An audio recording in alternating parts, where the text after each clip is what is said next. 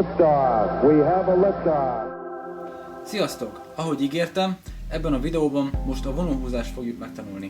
Az előző videóban megtanultuk, hogy a kápánál és a csúcsnál milyen pozícióban kell, hogy legyen a vonó, és már szépen hozzászokott a kezünk is, remélhetőleg a szép vonó tartásra. Próbálgathatjuk még egy picit fejleszteni magunkat úgy, hogy a kisujj és a hüvelykujjal tartjuk a vonót, és próbáljunk így egyensúlyozni. Ezzel még egy kicsit fejlesztünk a vonótartásokon. De ezt bármikor csinálhatjuk. Ebben a videóban két gyakorlattal készültem nektek. Ezek a gyakorlatok egymásra épülnek, úgyhogy az első gyakorlatot egy pár napig, ha csináljátok, azután kezdjetek neki a második gyakorlatnak, és így szépen föl fogjuk építeni a helyes, folyamatos és szép hangú vonóhúzásnak a technikáját. Az első gyakorlatban a vonónak az eddig nem használt középpontját fogjuk venni kiindulási pontnak. Ezt a pontot fogjuk a hegedűre helyezni, vagy a húrra, és az lesz majd mindig a kiindulási pont. Innen fogunk majd először a kápa felé indulni, és utána pedig a csúcs felé indulni és vissza. És mindig visszaérkezünk a kiindulási pontra. Tehát így fog kinézni, hogy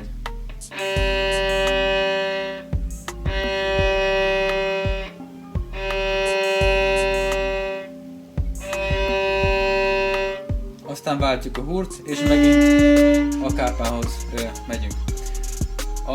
Úgy kell számolni, hogy 2 ütés a mozgás, és egy harmadik ütés kell szünetnek számolni.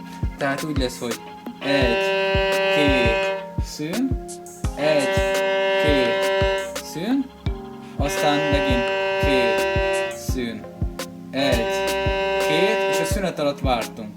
Aztán megint. Ennyi az első gyakorlat. Mind a két gyakorlatban, amire nagyon kell figyelni, az az, hogy párhuzamosan kell húzni a vonót. Amit az előző gyakorlatban már sokszor kihangsúlyoztam, ez most fokozottan fog érvényes lenni. Amikor az elején beállítjuk középre a vonót, akkor is nézzük meg, hogy szépen párhuzamos-e. Ezt nyugodtan tényleg tükörben ellenőrizzük, hogyha ezt látjuk, akkor próbáljuk kijavítani. Ezt a könnyekünknek a mozgásával tudjuk hátra vagy előre kell mozgatni. Főleg a kápánál nehéz ezt megállapítani, hogy hogyan párhuzamos, mert ugye itt annyira nem látszik. De ha így látjátok a többi vonórész, ha nézed, akkor szépen egyenes. Tehát ha nem így áll, általában a kápánál ez szokott lenni a probléma, hogy így áll a vonó, és akkor elkezdjük húzni, akkor a vonó az a lábhoz csapódik, mert ugye a súly az meg az irány miatt teljesen ide fog menni. Hogyha így indítjuk a vonót, akkor viszont a fogólapra fog csúszni a vonó, akármit csinálunk, tehát hogyha próbálom én most megállítani, egyszerűen arra viszi az irány. Tehát ezért kell már amikor indítjuk a hangot, akkor is egyenesen beállítani a vonót, hogy ne akarjon a vonó másfele csúszni.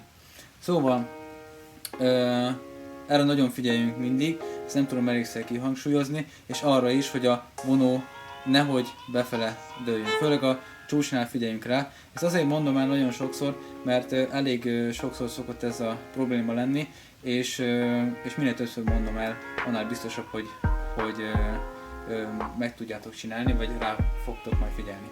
A másik dolog, amire figyelni kell, hogy a kápánál a jobb kezünket egy picit meg kell tartani. Tehát ne engedjük bele az egész karsujjunkat, mert akkor nagyon ilyen erőltetett hangja lesz a hegedűnek, hanem egy picit, ugye ahogy fölemeljük a könnyekünket, egy picit meg kell tartani a karsujjunkat, és így lehet ilyen szépen indítani. Hogyha belehelyezzük a karsujjunkat és lassan húzzuk, akkor ilyen kicsit ilyen nyögös hangja van, és ezt ki tudjuk azzal küszöbölni, hogy szépen emeljük egy picit a karsujjunkat, és szépen a kisujjunkkal és a hüvelykujjunkkal rugalmasan tartjuk a vonót. Ezt az előző gyakorlatokkal már nagyon jól begyakoroltuk, de különösen azért mindig érdemes rá koncentrálni. A második feladatban már az egész vonót fogjuk használni.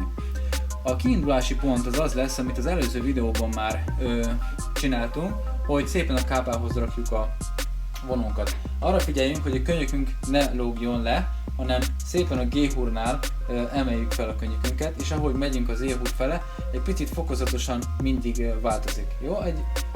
Ezt próbáljátok megérezni, hogy mennyire kell fölvinni a könyököteket. Az a lényeg, hogy a csukló ne legyen ennyire behallítva, hanem szépen egyenes legyen a csukló.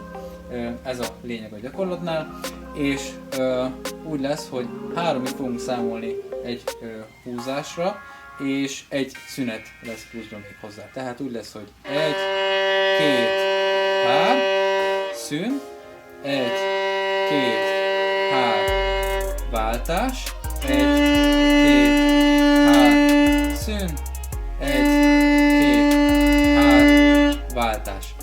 Ez lesz a második gyakorlat, és most nézzük a két gyakorlatot egymás után egybe. Jó gyakorlást és sok sikert hozzá!